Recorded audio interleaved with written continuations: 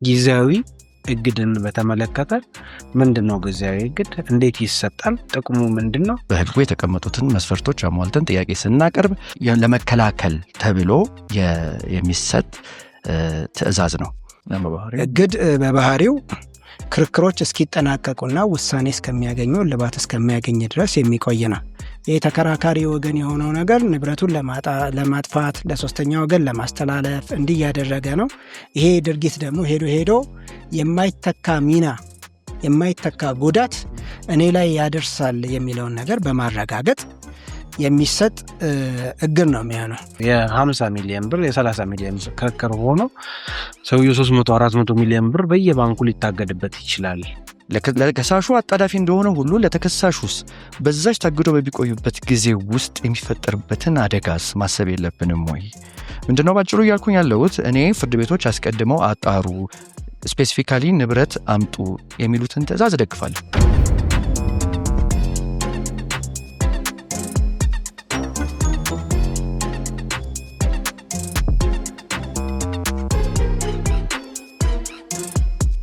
እንደምን ከረማችሁ ተመልካቾቻችን። እንግዲህ ሳምንት ጊዜያችንን ጠብቀን አዲስ አርዕስት ይዘን ደግሞ ወደ እናንተ ተመልሰናል። ይህ የጠበቆቹ ፖድካስት በቫለር የጥብቅና አገልግሎት ድርጅት የሚዘጋጅ አሁን እንግዲህ ያው ማለት እንችላለን መሰለኝ አይደል? ሳምንታዊ ማለት እንችላለን። ሳምንታዊ ካልቀረን ወይም ደግሞ ካላፈጠን ነው ሳምንታዊ ፕሮግራማችን ነው።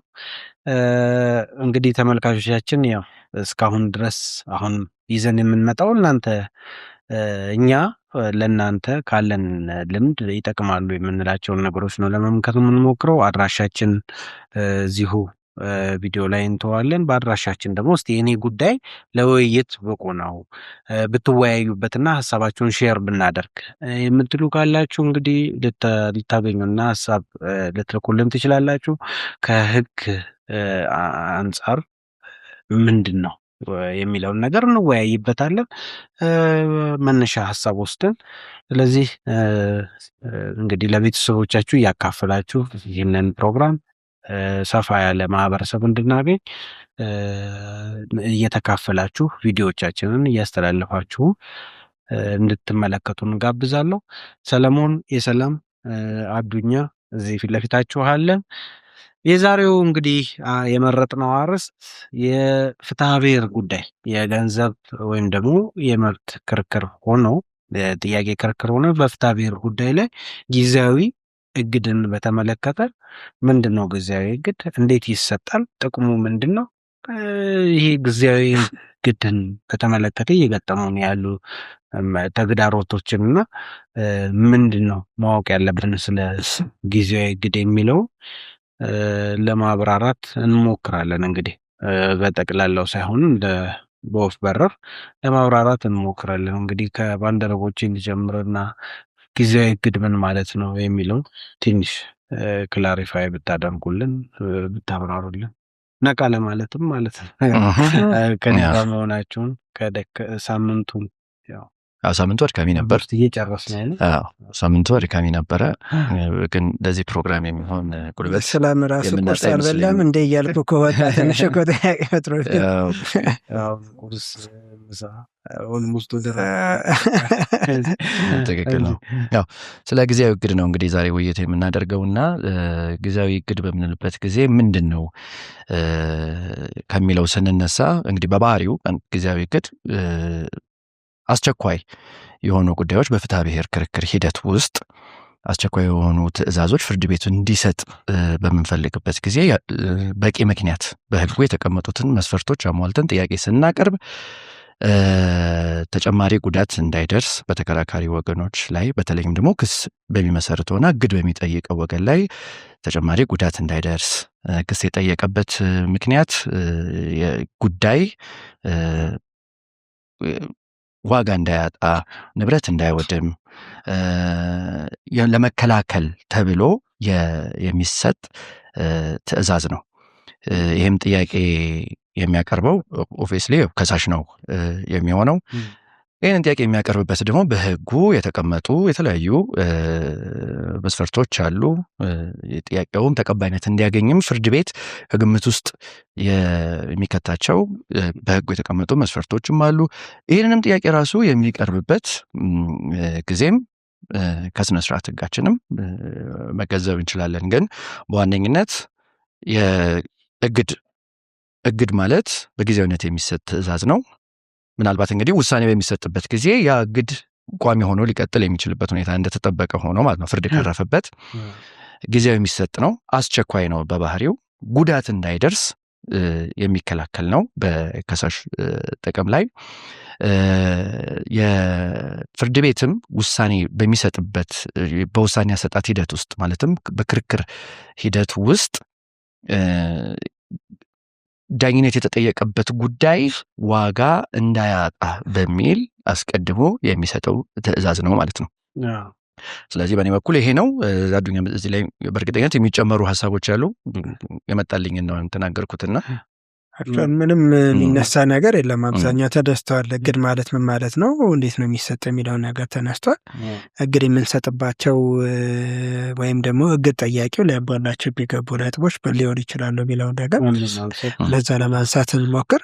ከዛ በፊት ግን ስለ እግድ የተቀመጡ ድንጋጌዎችን ከተቻለ ከፍትሐብሔር ስነ ስርዓት ህጉ አንብበለንና በዛ ያው የተለያዩ እግዶች ሊሰጡ ይችላሉ። ዛሬ የምናወራበት ስለ ጊዜያዊ የማገድ ትዕዛዝ ነው።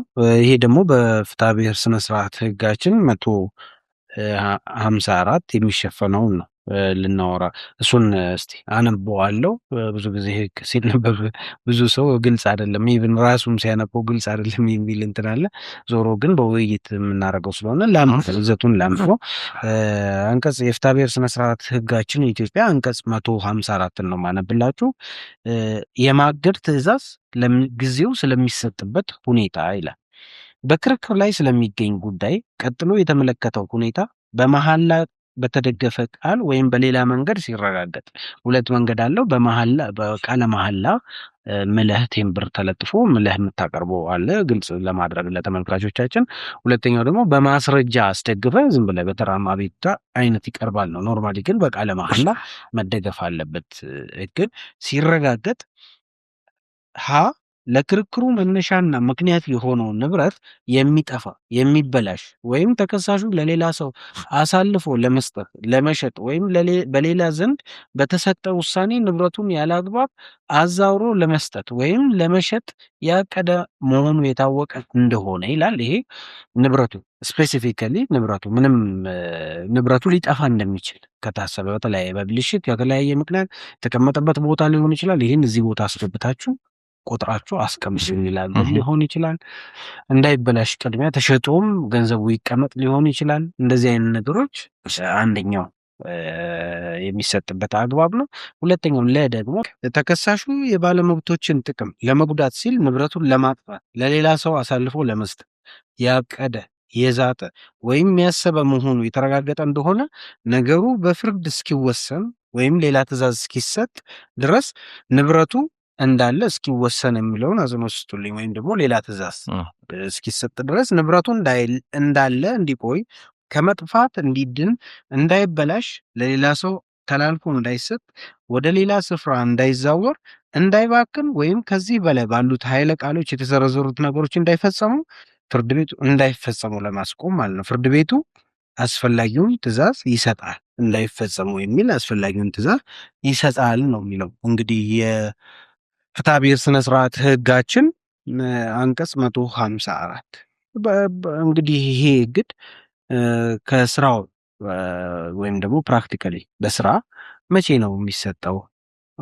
ለምንድን ነው ኢምፖርታንስ ውስጥ ቅድም ሰል የሚያነሳው እንትን አለ። መጨረሻው ፍርድ ቤት የምትሄደው የሆነ በፍትሐብሔር ጉዳይ በተለይ ያጣኸው የተወሰደብህ ወይም ደግሞ ከሰው የምትጠብቀው ነገር እንዲከፈልህ እንዲመለስልህ ለመጠየቅ። እነዚህ ነገሮች መጨረሻ ፕራክቲካሊ የማይመለሱልህ ከሆነ ይመለስለት ብሎ ፍርድ ቤት መወሰኑ ዩዝለስ ነው። ስለዚህ ምን ሁለቱ ጋር ምን የሚያመጣው ለውጥ አለ? እንደው እግድ ጊዜያዊ እግድ 154 እግዳችን ምን የምታመጣው ጥቅም አለ? ሰውስ በምን አግባብ ሊጠቀማት ይገባል ይችን ነገር? ያው እንዳልከው ነው ፍትህ ለማስከበር ነው የዚህ አንቀጽ ድንጋጌ አስፈላጊ ሆነው። ምን ለማለት ነው? ፍትህን ለማስከበር ስንል ፍርድ ቤት ጉዳዩ ይታይልኝ ብለህ ጥያቄ በምታቀርብበት ጊዜ የምጠይቀው የዳኝነት ጥያቄ አለ። ዳኝነት ከፍለህበት ምን ብለህበት የምታቀርበው የዳኝነት ጥያቄ አለ። በዛም የምጠይቀውም ደግሞ ከተከሳሹ ንብረት ሊሆን ይችላል፣ ገንዘብ፣ የተለያዩ እንደ ጉዳዩ አይነት የሁከት ጥያቄም ሊሆን ይችላል፣ የንብረት ክርክር፣ እጅግ የተለያዩ ጥያቄዎች ልታቀርብ ትችላለህ። በዚህ ሂደት ጊዜ ይሄ የእግድ ትዕዛዝ እንዲሰጥ የምትጠይቀው የጠየቀው ዳኝነት ዋጋ እንዳያጣ ነው። ለምሳሌ በምሳሌ ብናወራው ይሻላል። የሁከት ጉዳይን እናንሳ። የሁከት ጉዳይ በምናነሳበት ጊዜ የሁከት ተግባር እየተፈጠረብህ ከሆነ ከአጎራባችን በል የቤት ጉዳይ ነው እንበልና አጎራባች የሁከት ተግባር እየፈጠረብህ ከሆነ ያ የሁከት ተግባር እንዲቆም አስቀድመህ ክስ በምትመሰርትበት ጊዜ ካላደረከው የሁከት ተግባር እየተፈጠረ ክርክሩ የሚቀጥል ከሆነና መጨረሻ ላይ ፍርድ የሚሰጥ ከሆነ ያ የሁከት ተግባር ሊመለስ የማይችል ጉዳት አንተ ላይ ሊያደርስብህ ይችላል። ንብረት ሊወድምብህ ይችላል። የተለያዩ ነገሮች እንደጠየቀው ዳኝነት የሚለያይ ሆኖ ማለት ነው። ንብረት ይመለስልኝ ብለህ ጥያቄ አቅርበህ እንበል የመኪና ከሆነ የመኪናው እንዳይሽከረከር ባለበት እንዲቆም፣ እንዲታገድ፣ እንዳይሸጥ፣ እንዳይለወጥ ከውል ጋር የተያያዘ ከሆነ ያንን ጥያቄ አቅርበህ የከሰስከው ሰውዬ ንብረቱን የመሸጥ ስልጣን ካለው ያንን ንብረት ለሌላ ሶስተኛ ወገን ቢያስተላልፍ የተወሳሰበ ጉዳይ ያጋጥማል ማለት ነው። ከሳሽ ያንን ንብረት በከሰሰው የዳኝነት ጥያቄ መሰረት እንዳያገኝ ይልቁንም ሶስተኛ ወገን የክርክሩ ተካፋይ እንዲሆን የሚጋብዝ ድርጊት ሊፈጠር ይችላል። ይሄንን አስቀድሞ የእግድ ጥያቄ በማቅረብ በጊዜያዊነት ማቆም ካልተቻለ ፍትህ ሊሰጥ ፍርድ ቤቱ ውሳኔ ሊሰጥበትም ፍትህም ሊጓደል ነው ማለት ሊሰጥበት አይችልም፣ ፍትህም ሊጓደል ነው ማለት ነው። ስለዚህ ከዚህ አንጻር ነው ማየት ያለብን። የእግድ ጠቃሚነቱ ይሄ ነው። የሚመለስ የማይችል አንድ ጉዳይ የምታስታውሰው ከሆነ ከኮንስትራክሽን ጋር በተያያዘ የሚገነባ ቤት አጎራባቻቸው የሆኑ ግለሰብ አሉ። ግን በዛ በግንባታው ምክንያት የተለያየ ጉዳት የደረሰባቸው ነበር ንብረታቸው ላይ ማለት ነው። እና ይህንን ነገር በክርክር ይሄ ወገድልኝ ብለው ነው፣ ይሄ ይቁምልኝ ብለው ነው ክስ የመሰረቱት።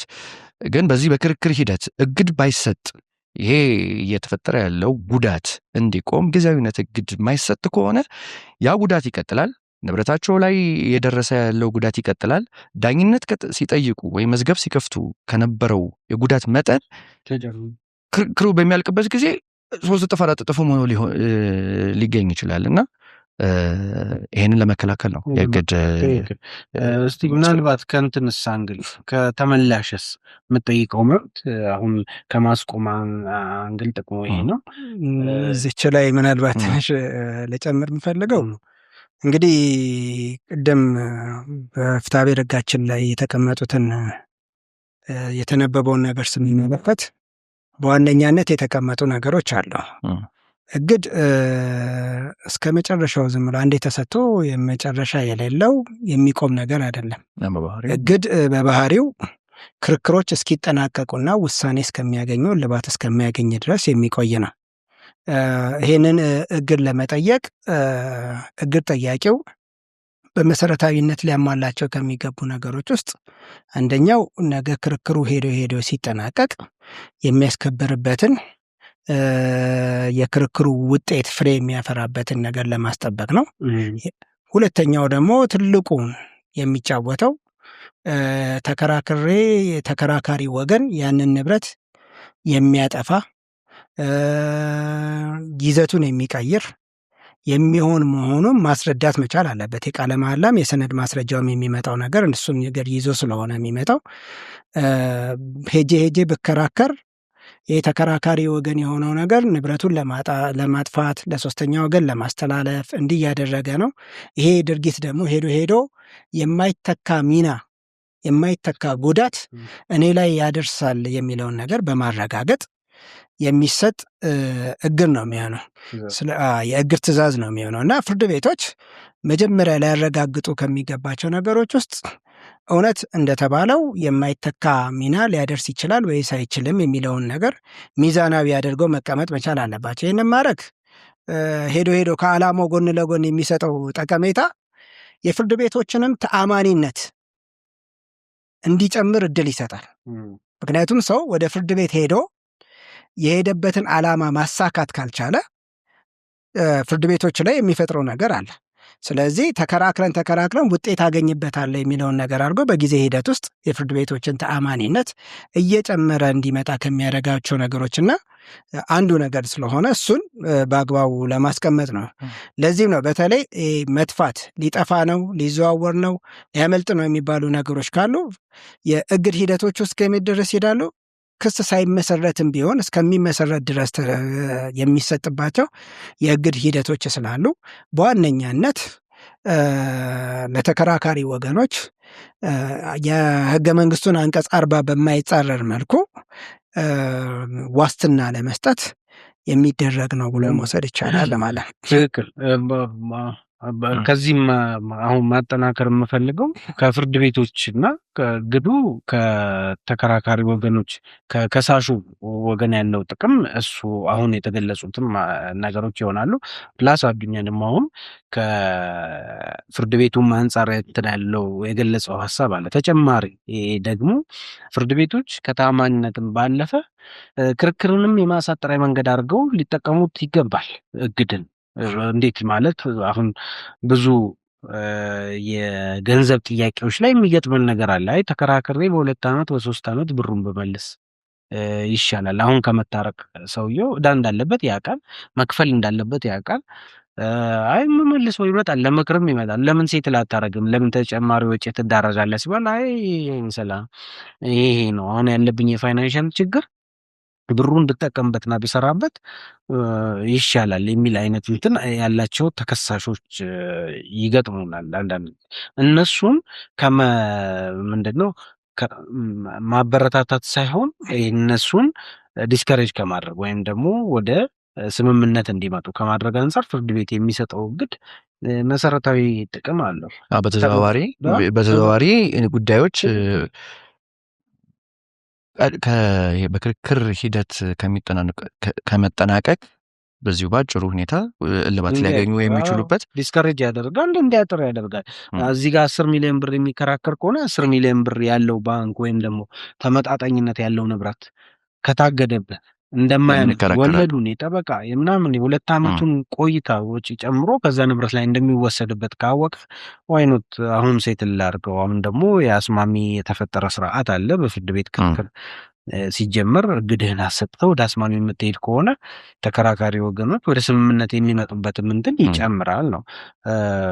ሌላው ይሄ ነው በቃ በዚህ አንግል በተከሳሹ አንግልም ክርክሩን እንዳይቀጥል ዲስከሬጅ የማድረግ ውጤትም አሁን እኔ እናንተ ክርክር ቢኖርብን ገንዘብ ባሳግድብን ለምን ትከራከለም? 2 ዓመት ትቆያለህ ገንዘብ ታግደው ምን ብለው እዚህ ባጭሩ ብትጨርስ። ግን ይሄ ለእኔ ትንሽ ጥንቃቄ የሚጠይቅ ነገር ይመስለኛል። እንዴት ማለት ጥሩ ነው። ለምሳሌ እኔ አሳገድክብኝ፣ ያሳገድክብኝን ንብረት ስለታገደብኝ ብቻ ብዬ መብቴን ትልቅ የሆነውን ጀስቲስ ፍትህን እንዳጣ በር የሚከፍት ነገር መሆን መቻል የለበት። ለዛም ነው ቅድም ያስቀመጥናቸው ነገሮች ቅድመ ጥንቃቄዎች ሊደረጉ ይገባሉ። ኮንሲኩዌንሱን ቶሎ ብቻ ብሎ የክርክር ሂደትን ለማሳጠር ባጭሩ እንዲቋረጥ ለማድረግ ይጠቅማል ብቻ የሚለውን ነገር ይዘን ከሄድን ሰዎች ካሉበት ነገር ተነስተው ወዳልተፈለገ ለኔጎሽዬሽን በር የሚከፍት ሳይፈልግ የውዴታ ግዴታ ውስጥ እንዲገባ እድል የሚከፍት ነገር መሆን ያለበት ነገር አይመስለኝም። ትክክል ነው በተባለ አይነት ነገር ራሱን የቻለ ነገር አለው። ይሄ ግን ባለመብት ከሆነ ሰው አንግል ነው። አንዳንድ ጊዜ እኮ የሚታገድበት ሰው ባለመብት ሆኖ ስለታገደበት ብቻ ካለው ጊዜ አንጻር ከክርክር ብዛት ጊዜ መውሰድ ከምናምን ጋር በተያያዘ ነገር ብቻ መብቱን የሚለቅበትን እድል የሚከፍተንን ነገር ተደርጎ ሊተረጎም ይገባል ብዬ አላስብም። እና ቀጭን መስመር ናት ያለችው። ትክክል ነህ። እቺንም በትክክል ካልተረጎምናት ቅድም ሰለሞን እንዳልከው ነገር ይደረጋል ተብሎ ሰዎች ዝም ተብለው በማሳገድ የሰውየውን በማሳገድ ብቻ ወደ አልተፈለገ ወደ ኔጎሽዬሽን ለማምጣት ግፊትም የምትፈጥር ነገር መሆን አለባት ብዬ አላምንም። ዝም ብሎ ማሳገድ ሳይሆን አሁን ቅድም የሰላም ሲያነበው በ154 ስር እግድ እንዲሰጥ የተቀመጡ ምክንያቶች አሉ። እነዛ መጀመሪያ መሟላት አለባቸው። እግዱ ፍርድ ቤቱን የሚሰጥ ከሆነ የዚህ እግድ መሰጠት ውጤቱ ምን ሊሆን ይችላል የሚለውን በተመለከተ ነው ይሄንን ያልኩት። ምናልባት ከሳሹ የትክክለኛ ክሌም ኖሮት ተከሳሹ ደግሞ ያንን ገንዘብ መመለስ ያለበት ቢሆን ባላቸው ግንኙነት ዞሮ ዞሮ ለምሳሌ ነው ይህን እያነሳን ያለ ነው ቢሆን እና ያን በተከሳሹ በኩል ያለው አመለካከት ጉዳዩን በተቻለ መጠን ለማርዘምና በዛ ገንዘብ ለጊዜው እየተጠቀመ ለመቆየት ከሆነ ያ ገንዘብ ከታገደበት ለምን ያን መከራከሩ ምን ፖይንት አለው?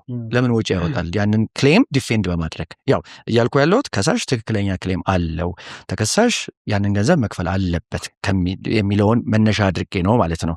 ስለዚህ እግድ ሲሰጥ መስፈርቶቹ 154 ላይ የተጠበቁት ተሟልተው እግድ ሲሰጥ ይህ ውጤት ሊኖረው ይችላል ከሚለው አንጻር ነው እንጂ በዚህ ምክንያት ብቻ እንደዚህ ውጤት ሊኖር ይችላል በሚል ፍርድ ቤቶች እግድ ይስጡ እያልኩኝ አይደለም። እዚች ጋር ግልጽ ላድርገው። ምናልባት ይህንን ለማንሳት የፈለግኩት አሁን ለምሳሌ ኮንስትራክሽን ላይ ቅድም ያነሳው ጥሩ ምሳሌ ነው። ኮንስትራክሽን ላይ በመታገዱ ምክንያት ብቻ ዛሬ ላይ የምትገነባበት የግንባታ ቫሊዩ እና ክርክሩ ሲጠናቀቅ በትንሹ ብለን የምንወስዳቸውን እንግዲህ ከ1 ወር እስከ 6 ወር ነው የተቀመጠው አይደል? በፍትሐ ስነ ስርዓት ውስጥ ክርክሮች፣ መዝገቦች ይጠናቀቃሉ ተብሎ የሚታሰበው 6 ወር። በ6 ወር ውሳኔ ቢሰጥ የማይተካ ጉዳት የሚደርስባቸው እድሎች አሉ። በመታገዱ ብቻ ፋይናሊ የፍርድ ባለመብት ሆኖ የተገኘ እንደሆነ አላግባብ የተከሰሰ ሆኖ የተገኘ እንደሆነ ከዛ ያንን ለመካስ ሌላ ክርክር ውስጥ የሚገባባቸው ሁኔታዎች እንዳይኖሩ መጀመሪያ በመሰረታዊነት ከመብትና ጥቅም አንጻር ሊኖር የሚችለውን ነገር ቅድም ከተቀመጠው የሕጉ ድንጋጌ አንጻር አይቶ መተርጎም ተገቢ ይሆናል። አንዳንድ ጊዜ ግን የሚገጥመን እኔ ይህንን ያህል ለምን እቆማለሁ ብረት አምጥቼ ዘርግፌ ይህንን ሁሉ ልሰራ ምናምን ነገር ከማድረግ ለምን ብስማማ ይሻለው ወይ የሚል ሂደት ውስጥ እየገቡ መብትን አሳልፎ መስጠት ነገር እንዳይኖር የሚያስኖር በሚል እንዳይተረጎም ጥንቃቄ ብያዝ ማልስማማው ምን መሰለህ፣ አንተ ጋር ማልስማማበት ምክንያት ይሄ የሚደርስ ጉዳትም አለው የራሱ የሆነ ከለላ።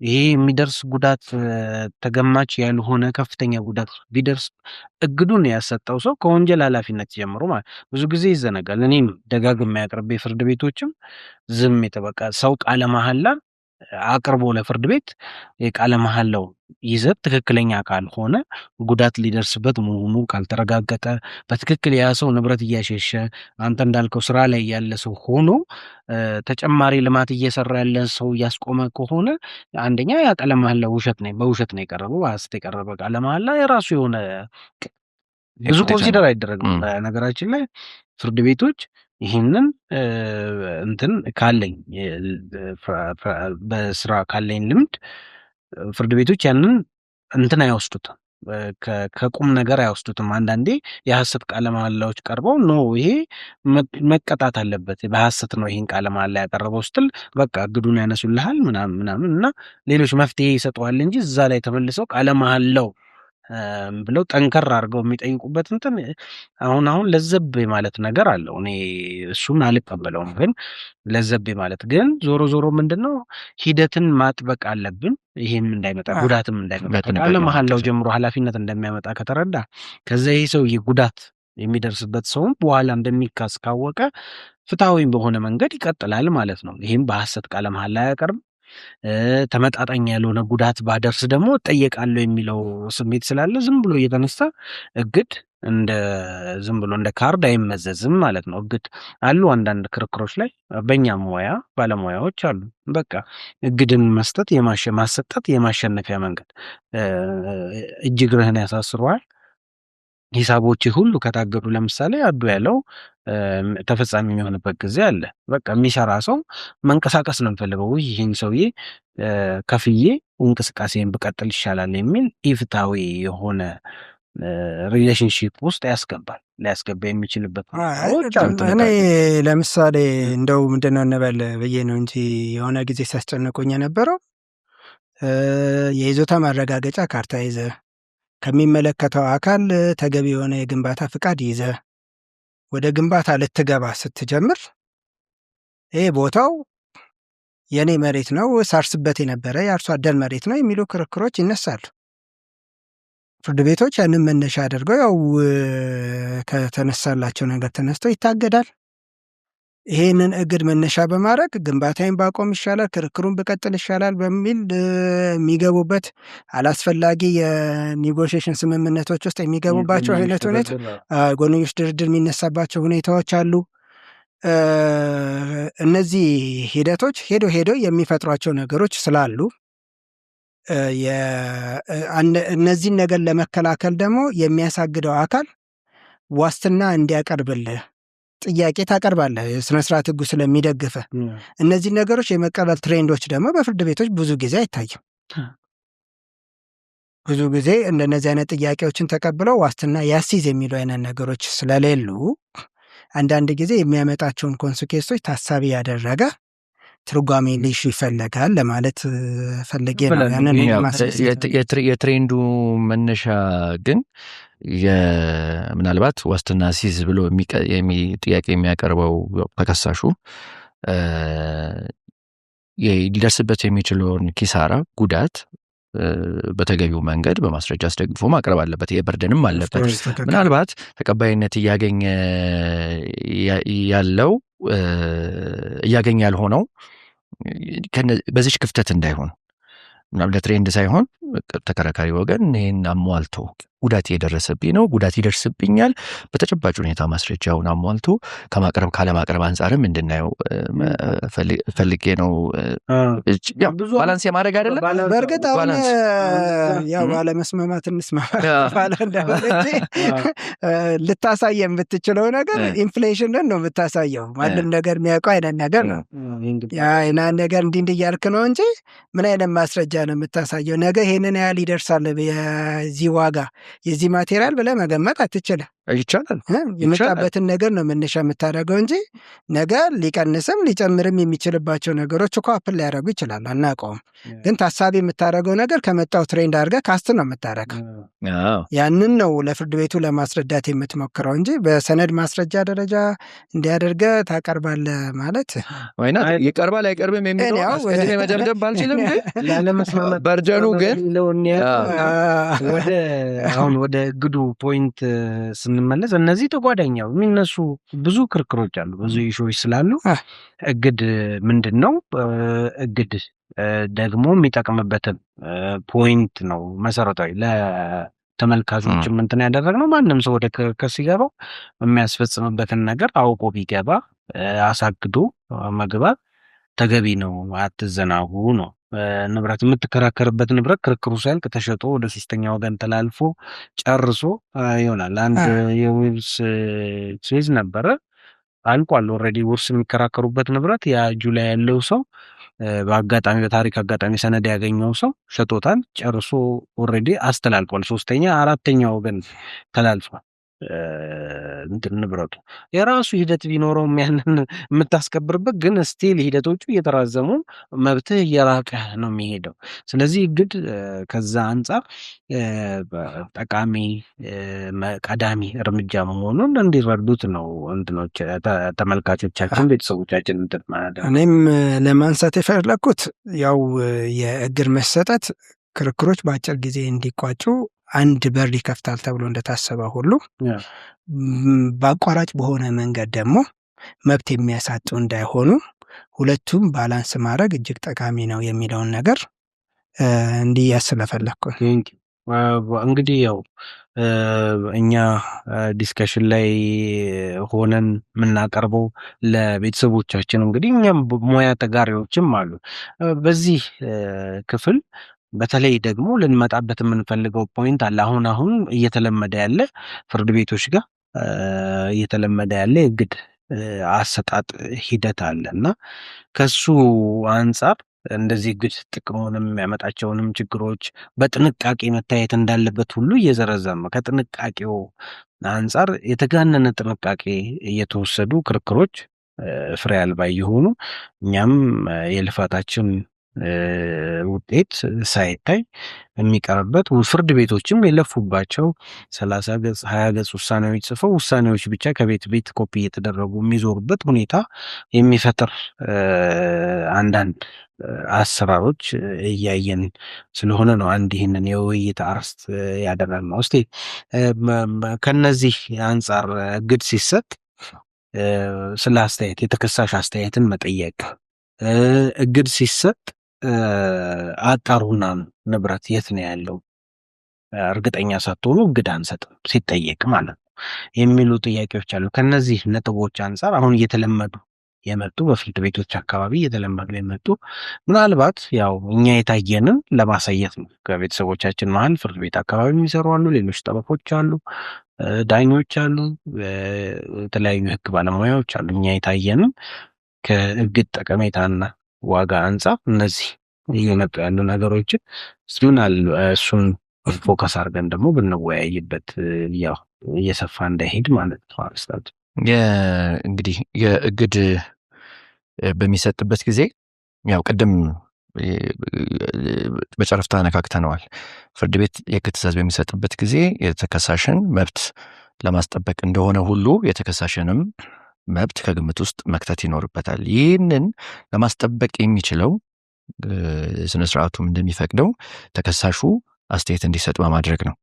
ስለዚህ እዚህ ጋር የከሳሽንና የተከሳሽን ኢንተረስት እንዴት ነው ለማመቻመች የሚቻለው የሚለውን ስናይ በዚህ አስተያየት የመስጠት ሂደት ጊዜ ውስጥ በከሳሽ ጥቅምና መብት ላይ ጉዳት እንዳይደርስ ቅድም የዘረዘርናቸው የእግድ ዓላማዎች ዋጋ እንዳያጡ አሁንም እየተደረገው ያለው በአስተያየት እስኪሰጥ ድረስ የጊዜያዊነት እግድ በመስጠት ከዛ በኋላ ደግሞ አስተያየቱ ከተሰጠ በኋላ እግዱ ይቀጥል አይቀጥል የሚለው ላይ ደግሞ ብይን በመስጠት ይቻላል። ሁለቱንም ባላንስ በማድረግ ጎን ለጎን ማየት ያለው ፍርድ ቤት ያ ስልጣን አለው ወይ 154 ካነበቡ ነው ቀደም አንጻር አሁን ይጠይቃሉ ብዙ ፍርድ ቤቶች። እኔ እንደውም የሚገጥመኝ አስተያየት ለተከሳሽ መጥሪያ ድረስ ቃለ መሃላ አድርጌ እየሰጋሁ ነው ይሄ ሰውዬ ይቺ ንብረት ብቻ ነው ያለችው ወይም ደግሞ ይህ ግለሰብ ይሄ ንብረት ብቻ ይሄ ገንዘብ ነው ያላቸው እና አግድልኝ እያልኩ ቆይ አስተያየት ይስጡበት። ገንዘብ ሊኩዊድ ነው፣ ንብረትም በአሁኑ ጊዜ 20 ቀን 1 ወር ካገኘ ልታዞረው ትችላለህ። ጥሩ የተጣራ ሰነድ ያለው ንብረት ከሆነ ሄደህ ማዞር ነው ወደ ሌላ በሽያጭም በሚኖር ሊሸጠውም ትችላለህ። እና ይሄ አለ ወይ የሚለውን እስቲ አብረህ እንዴት ይታረቃል? አሁን የምትለው ቅድሚያ አስተያየት ይስጥበት ከዛ እግድ ጎን ለጎን ይሰጥ የሚለው ከዚህ አንጻር ምን ያስታርቃል? የሚከለክል ጥያቄን በጥያቄ ነው መልስልህ። የሚከለክል አለ ወይ ነው። ፍርድ ቤቶች ይሄንን የክርክር አመራር ሂደት በተለይ እግድን በተመለከተ እንዳይከተሉ የሚከለክልስ አለ ወይ? የሚከለክል ክሊርሊ የሚከለክል ያው አንቀጹን ቅድም ሳነበው እንደ አስፈላጊነቱ ትዕዛዝ ይሰጣል ነው የሚለው በቀረበለት ጊዜ እና እኔ የማስበው እንደ አስፈላጊነቱ ትዕዛዙ የእግዷ ትዕዛዙ ከሆነ ነገር ግን የመጥፋትን የተከሳሹን አለ ሐሳብ ንብረት የማጥፋት ሐሳብን ከመመርመር ለመመርመር የሚያስፈልጉ እንደ አስፈላጊነቱ ትዕዛዝ ይሰጣል እንጂ እስቲ የተከሳሹን ሐሳብ እንስማ የሚለውን ትዕዛዝ ለመስጠት በር ይከፍታል የሚል እንትን የለኝም። ምናልባት የሚከለክል ባይኖርም መርሁ ቅድም ያወራነዋል የተቀመጠው ይሄ ሐሳብ የተቀመጠው ፕሮቴክት ለማድረግ ነው የሚከሰውን ሰውዬ ወይም ደግሞ ክርክሩ ፍሬ እንዲኖረው ባጭሩ በቃ እንደዛ ብለን እንያዘው። በየትም መንገድ ቤትም ሄድን ፍትህ ፍሬ እንዲኖራት ወይም ደግሞ ፍትህ አገኘው የሚለውን ነገር በፍትሐ ብሔር ጉዳይ ውጤት እንዲኖረው ነው ይሄ እግድ የሚሰጥ እና ይሄንን ዓላማ መሰረት ስታደርገው እግዱ መሰጠት አለበት። እግድ ስትሰጥ ግን አስፈላጊውን ትዕዛዝ ይሰጣል የሚለው ይህን ከማጣራት አንጻር እንጂ እግድን ሊተራሊ ትክክል ነው። አንድ ተከሳሽ እግድ አስተያየት ስጥ ብዬ ከደረሰ ብሩን ያወጣዋል በቃ። አዎ ለዛ እኮ ነው አስተያየት ይስጥ ብለህ የእግድ ትዕዛዝ ስትሰጥ የተጠየቀበትንም ዓላማ አስተያየት ይሰጥ የተባለበትንም ዓላማ መርሳት የለብም። አስተያየት ይስጥ እኮ ተብሎ መጀመሪያውኑ ለተከሳሹ መጥሪያ እንዲደርሰው የሚደረገው እግድ ልስጥ ወይስ አልስጥ የሚለው ጉዳይ ላይ ነው። እዛ ላይ ያለውን አስተያየት እንዲሰጥ ነው። በእርግጥ ይሄ ነገር ተፈጥሯል አልተፈጠረም የሚለውን ነገር ከተከሳሹም አንደበት ለመስማት ነው። ስለዚህ ይሄንን በማጣራት ሂደት ግን በመሀል ላይ ሊደርሱ የሚችሉ ጉዳቶችን ለመከላከል ፍርድ ቤቶች አንድና አንድ አማራጭ ብቻ ነው ያላቸው። አስተያየት እስኪሰጥ ድረስ ወይም ደግሞ እዚህ አቤቱታ ላይ ቋሚ ለክርክሩ እስኪያልቅ ድረስ የሚዘልቅ የእግድ ትእዛዝ እስኪሰጡ ድረስ በጊዜያዊነት የእግድ ትእዛዝ ሰጥተው ከዛ አስተያየት እንዲቀበሉ ማድረግ አለባቸው ነው። ለይተን ግን ማየት አለብን ይመስለኛል። ግን ቆይ ልጨርሳት። ይሄ ማለት ግን ፍርድ ቤቶች በግዴታ ተከሳሽን አስተያየት ይስጡ ብለው መጠየቅ አለባቸው። ይህንን የሚያስገድዳቸው የስነስርዓት ህግ አለ እያልኩ አይደለም። የእነሱ ዲስክሬሽን ነው። ካመኑበት የእግድ ትእዛዝ ክርክሩ እስኪያልቅ ድረስ ሊሰጡ ይችላሉ። ያጠራጥር ነገር ካጋጠማቸው አግደው የአስተያየት እንዲሰጥ ማድረግ ይችላሉ። እስካሁን ባጋጠመኝ ይህንን ሂደት የተተገበሩ ነውና ስነስርዓት ህጉ አስተያየት ይስጥ እንኳን የሚል በቃል ያስቀመጠው ነገር ባይኖርም የሚከለክል ነገር ስለሌለ በዛ መሰረት ሂደቱ መቀጠል አለበት ነው። አስተያየት ይስጡበት የሚለው ነገር ተገቢነት አለ ብዬ አምናለሁ። አስተያየት ይስጡበት ሲባል ግን እንዴት ነው መሆን ያለበት የሚለው ነገር ነው በመሰረታዊነት ሊነሳ የሚገባው ነገር። አስተያየት እንደውም ሊሰጥበት ይገባል። ይህንን ሳነሳ በዋነኛነት አስተያየት ይስጡበት ሲሉ አንዳንዶች ፍርድ ቤቶች ላይ፣ አንዳንድ ችሎቶች ላይ የተለመዱ አካሄዶች ከነጭራሹ አስተያየት ከሰጠ በኋላ ነው እግድ ምሰጠው በሚል አስተያየት እስካልተሰጠበት አልሰጥም እግድ በሚል የሚከለከሉ አሉ። ተገድበው አስተያየት እስከሚሰጥ ድረስ ወዲያው ታገደው አስተያየት እንዲሰጥ ደግሞ የሚጠብቁ አካሎች አሉ። ይሄ በመሰረታዊነት እኔ የምደግፈው የእግድ አቤቶታ እንደቀረበለት ፍርድ ቤቱ አውቶማቲካሊ እግድ መስጠት መቻል አለበት የሚል ሀሳብ ነው ያለኝ።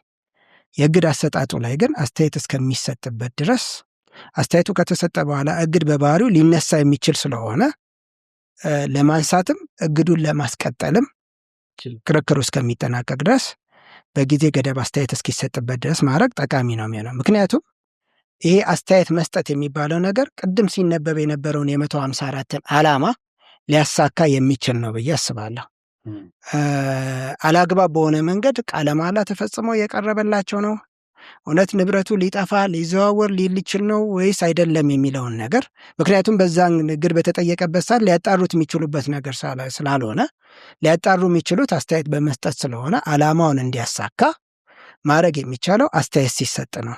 አስተያየት መስጠት የሚባለው ነገር ግን መምጣት የሚገባው ታግዶ አስተያየት እንዲሰጥ፣ አስተያየቱ ከተሰጠ በኋላ ወይ እግዱን ማስቀጠል ወይም ደግሞ እግዱን ማንሳት ተገቢ ይሆናል ከሚል ከዛ ሊተረጎም ይገባል። ስህተት የሆነው ግን አስተያየት እስከሚሰጥ ድረስ አናግድም ማለት ግን ተገቢነት ያለው አይደለም የሚለው ነው። ያው ተገቢነት ምናልባት ያው አጽንኦት መስጠት የምንፈልገው ተገቢነት እኛ ነው እንደ ቢሮ ያው ሁልጊዜ የምንጨቃጨቅበትም ነገር ስለሆነ ነው። እግድ ያው ቅድም ካልነው አንጻር ጥቅሙን አስቀምጠናል። ይሄ ጥቅም ደግሞ ግቡን እንዲመጣ እግዱ መሰጠት አለበት ያለ ቅድመ ሁኔታ መኖር የለበትም። እግድ ሲሰጥ ቅድመ ሁኔታው ህጉ ላይ የተቀመጠውን ነገር አንተ ወይም አመልካቹ መግለጽን በተመለከተ የሚለው ብቻ መሆን አለበት የሚለውን ነው የምንስማው። ነገር ግን ከፍትህ አሰጣጥ አንጻር ማጣራቱ ቃለ መሃላ የቀረበልኝ ትክክል ነው ወይ፣ እውነት ቫሊድ ነው ወይ፣ ሌላን ሰው እየጎዳው ነው ወይ፣ እኛስ ያላየ ነው። ኢቭን ተውትና ተከራካሪውም እኮ አቤቱታውን ያቀረበውም ፍርድ ቤቱም ያላየው ጉዳት ሊደርስበት ይችላል። ያኛው ወገን በሚታገደው ነገር የሚያመጣው ምናልባት ገንዘብ ታግዶ የሚሞት ሰው ሊኖር ይችላል። የሕክምና የተቀመጠ ገንዘብ ሊሆን ይችላል። በጣም አርጀንት ለሆነ ጉዳይ የሚፈለግ ፕራክቲካሊ ሚስት፣ ልጅ፣ ባል ውጪ ሊሄድ ሊታከም ኦፕራሲዮን ሊገባ የተቀመጠ ገንዘብ ሊሆን ይችላል።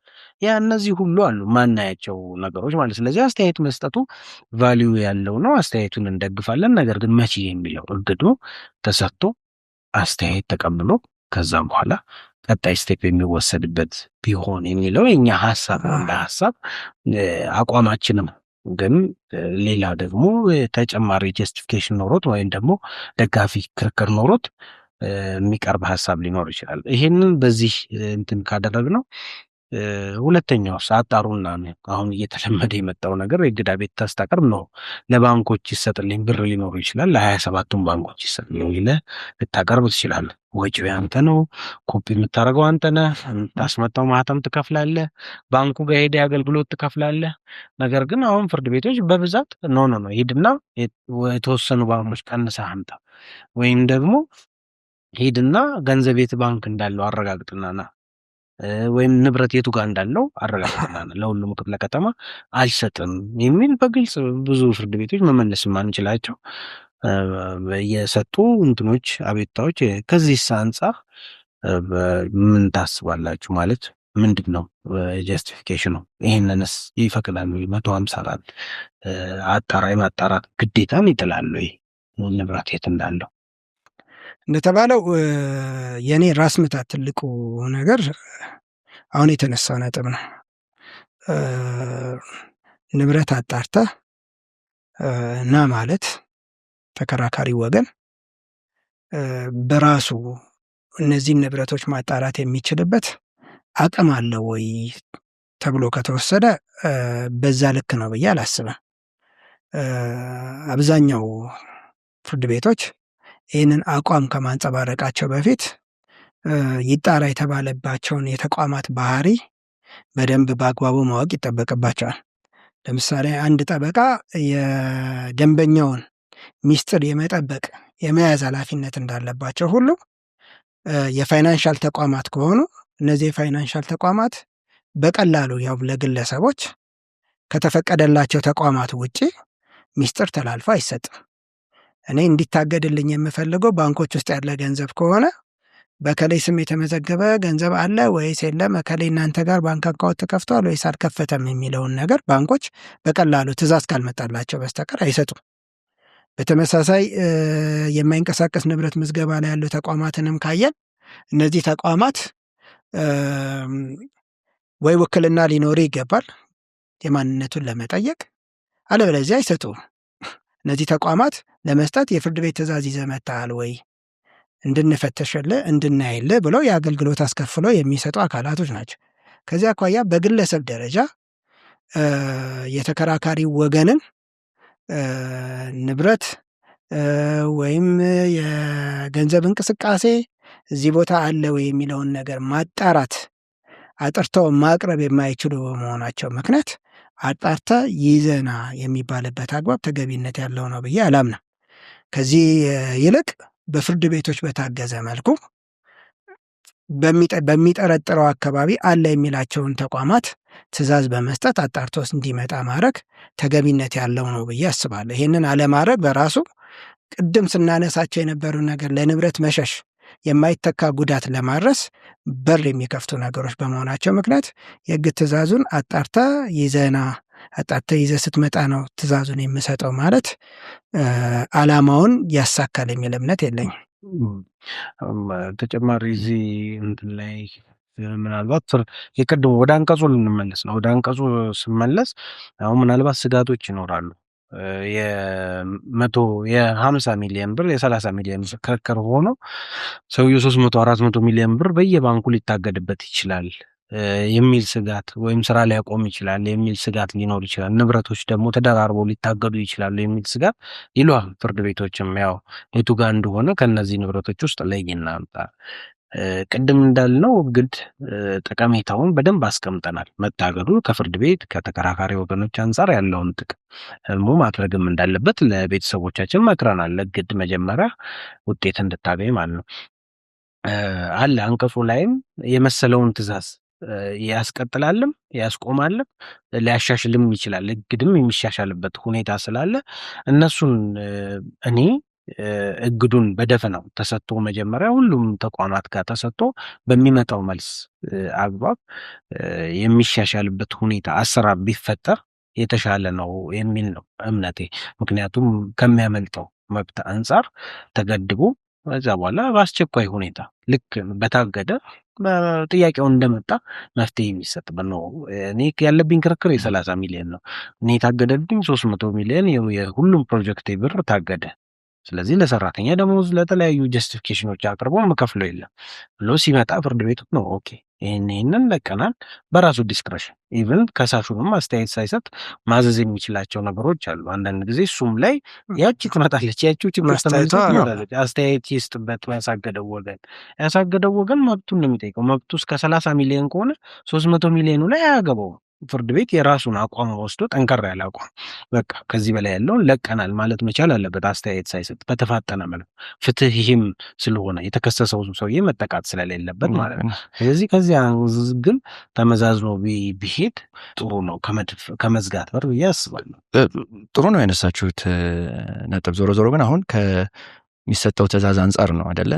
እቺ ነጥብን ማየት ያለብን ፍርድ ይሄ አንድ ከሳሽ ንብረት ይታገድልኝ ወይ ክስ ያቀረበበት ጉዳይ በተመለከተ በ154 መሰረት ህግ ትእዛዝ ሲጠይቅ ስፔሲፊካሊ የሚታገደውን ነገር አምጣ ብለው ፍርድ ቤቶች መጠየቅ አለባቸው።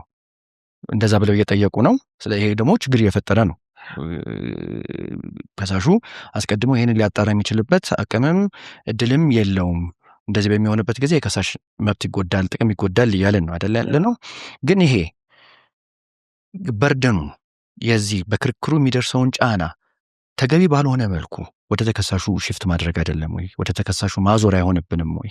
እንዳልከው የ20 ሚሊዮን ብር ክርክር ቢኖር በሁሉም ባንክ ያለው አካውንቱ ይታገድ ተፈልጎ ይታገድልኝ ብለን በምንልበት ጊዜ በ21ዱም 21 ደርሷል አይደለ? ንግድ ባንኮቻችን በ21ዱም ባንኮች ያለው የተከሳሹ ንብረት ሲታገድ ሊደርስበት የሚችለውን ለከሳሹ አጣዳፊ እንደሆነ ሁሉ ለተከሳሹስ በዛች ታግዶ በሚቆዩበት ጊዜ ውስጥ የሚፈጠርበትን አደጋስ ማሰብ የለብንም ወይ? ፍርድ ቤቶች ይህንን የሁለቱን ኢንተረስት ባላንስ በሚያደርጉበት ጊዜ የተከሳሹን ጥቅም ከግምት ውስጥ በዚህ መልኩ አይደለም ወይ ፕሮቴክት ሊጠብቁት የሚችሉት የሚደርስበትን ጉዳት ሊከላከሉለት የሚችሉት? ምንድነው ባጭሩ እያልኩኝ ያለሁት እኔ ፍርድ ቤቶች አስቀድመው አጣሩ፣ ስፔሲፊካሊ ንብረት አምጡ የሚሉትን ትእዛዝ እደግፋለሁ። መጀመሪያስ በ154 እግድ ለመጠየቅ ስፔሲፊካሊ ይሄ ሊጠፋ ያለውን ሊባክን ያለውን ንብረት አውቀን አይደለ እንዴ ጥያቄ የምናቀርበው? መጀመሪያ ራሱ ጥያቄውን ለማቅረብ ሊባክን ሊጠፋ ወይ ደግሞ ከዛ ጋር በተያያዘ እንዲቆም የምንጠይቀውን ነገር የፍርድ ቤቱን እርዳታ የምንጠይቅበትን ነገር ማወቅ አይጠበቅብንም? የት እንዳለ ማወቅ አይጠበቅብንም? መጠኑን የት እንደሚገኝ መጠኑ ምን ያህል እንደሆነ ማወቅ የለብንም? ያኛው ነው። አቅም ጋር በተያያዘን በተመለከተ ደግሞ ወይናት ክስ ለመመስረት አንድ ግለሰብ ዝግጁ ሆኖ በሚመጣበት ጊዜ ከግምት ውስጥ ሊከተው የሚገባው ነገር ያው በባለሙያ እርዳታ ከግምት ውስጥ ሊያስገባው የሚገባውን ነገር ይሄ ስፔሲፊካሊ የሚጠይቀው ነገር ምን እንደሆነ የት እንደሆነ ማጣራት ማወቅ ይኖርበታል። እርግጥ ነው ተቋማቱ መረጃ ሊያሰጡት ይችላሉ። ትክክል ነው፣ መስጠትም የለባቸው። የግለሰቦች ይሄ ራይት ቱ ፕራይቬሲ 100% መጠበቅ አለበት አንሌስ የፍርድ ቤት ተቃራኒ ፍርድ ቤት ትእዛዝ ካልተሰጠ በስተቀር። መሬት አስተዳደር፣ መንገድ፣ ትራንስፖርት እንደዚህ የግለሰብን ባለ ሀብት ንብረት ያለውን መረጃ መዝግበው የሚይዙ ተቋማት ይህንን ምስጢራዊነቱን መጠበቅ አለባቸው ብዬ አምናለሁ፣ ሌላ ተቃራኒ የህግ ትእዛዝ ካልተሰጣቸው በስተቀር። ስለዚህ ከሳሹ የተለያዩ ቴክኒኮችን መጠቀም አለበት። ንብረቱን ለማወቅ ኢንቨስቲጌት ማድረግ አለበት። ይሄ ግለሰብ የት ነው ብር ያለው? ይሄ ግለሰብ ይሄ መኪና የት ነው ያስቀመጠው? ቤቱስ በሱ ተመዝግቦ ነው ያለው አይደለም? የሚሉት ከህገወጥ ከሆኑ ስራዎች መለስ በማጣራት ሂደት ሊታወቁ የሚችልባቸው መንገዶች አሉ። ይሄ ክሬቲቪቲ ሊጠይቅ ይችላል። ምናልባት በእኛ ቢሮ ደረጃ ይሄንን መፍትሄ በእኛ ድርጅት የግድርጅት ደረጃ መፍትሄ በጀለት ጉዳይ ነው። ግን ክሬቲቪቲ የሚፈልግ ነገር ነው። ኢንቨስቲጌት ማድረግ አለብን እንጂ አይ ዶንት ኖ እንግዲህ አሁን ማለት እኮ አርገናል እያረግንም ነው። በዚህ ሂደት ውስጥ እያለፍን ነው። እየፈጠረ ያለውን ችግርም እየከፈተ ያላቸው። ስለዚህ ብላንኬት ትእዛዝ ፍርድ ቤቶች መስጠት የለባቸውም። ስፔሲፊክ ኬዝ አለን። አካውንታችን እንዳለ በሙሉ ታግዶብን እንዲያውም የተወሰኑ ክፍያዎችም ራሱ በዚህ ምክንያት የዘገዩብን አሉ። እንደ ድርጅት የምናውቀው ነው ደርሶብናል። የደንበኛችን ድርጅት እንዳለ አካውንቶች ታግዶብን ያንን በንብረት መለወጥ ስላልቻለን ጉዳት ደርሶብናል። ሶሃይ ነው ፍርድ ቤቶች ፕሮቴክት ያድርጉ። ትእዛዙ አግባብ ነው፣ ይቀጥል ነው። ክርክር ካለ ይቀበላል። አንድ ሀሳብ እንያዘው ነው ያው መሀል ላይ ማምጣት ስላለብን እንግዲህ ያው መሀል ላይ መምጣት የለብንም።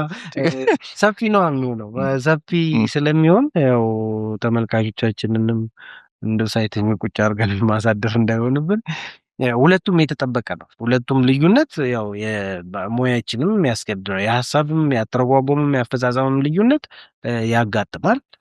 ይህም ፕራክቲካሊ የሚታይ ነው። እግዱ መሰጠት የለበትም ብላንኬት የሆነ እግድ መሰጠት አለበት ከዚህ ከከሳሹ አስፔክት ሲታይ የሚለው እንደ ሀሳብ አለ። ፍርድ ቤቶችም ይህን ተቀብለው ነው አሁን አንሰጥም የሚሉት ትክክል ነው። ግን ስንት ፐርሰንቱ ነው በእኛ የክርክር እውቀት ስንት ፐርሰንቱ ነው ይህንን መንገድ ተከትሎ ማጣራት የሚችለው?